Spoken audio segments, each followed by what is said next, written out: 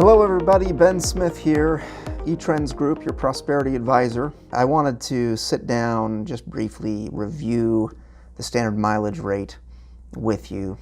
The standard mileage rate for 2020 is 57.5 cents, and we use that, or a taxpayer uses that rate to deduct their vehicle expenses in lieu of actual expenses. So the taxpayer has some options, right? They can buy a business vehicle, for instance, or a vehicle they use partly for business, and they can depreciate that vehicle, meaning they can just write off directly part of the cost of the vehicle, and along with that they can write off the interest they pay on the vehicle, and they can write off fuel that they buy and expenses they expend on repairs and maintenance and all the other costs of operating the vehicle. They can do that. That's the actual expense method.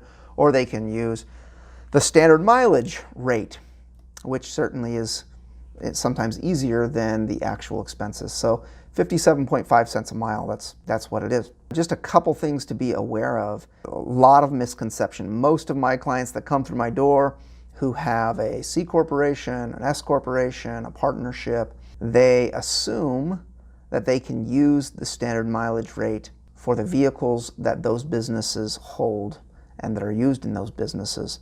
And that is not true. Vehicles that are held in those types of businesses, the only way to write off those vehicles or the use of those vehicles is by using the actual expense method.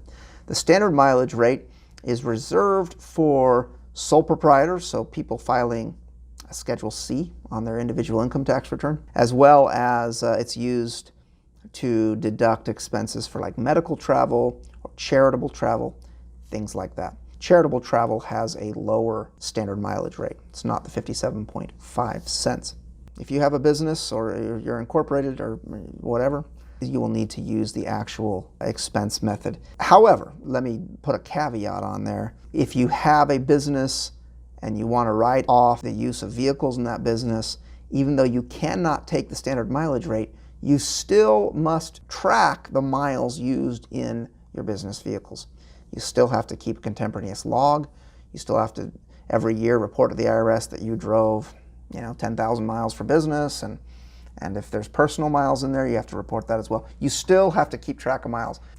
It's also a misconception. So you still have to track miles no matter if you take the standard mileage rate or the actual expenses on vehicles, track miles. That's the tip. If you want to talk about it, if you need some clarification, if you need some help with your business tax returns, your personal tax returns, or especially if you think you pay too much tax and you want to actually do some planning and get those tax rates reduced, come talk to me. There's a lot to talk about right now. We're in a very active tax environment from a regulatory standpoint, from a legislative standpoint, and there's a lot happening, especially if we look out 10 years. So come talk to me. We can reduce your tax liabilities.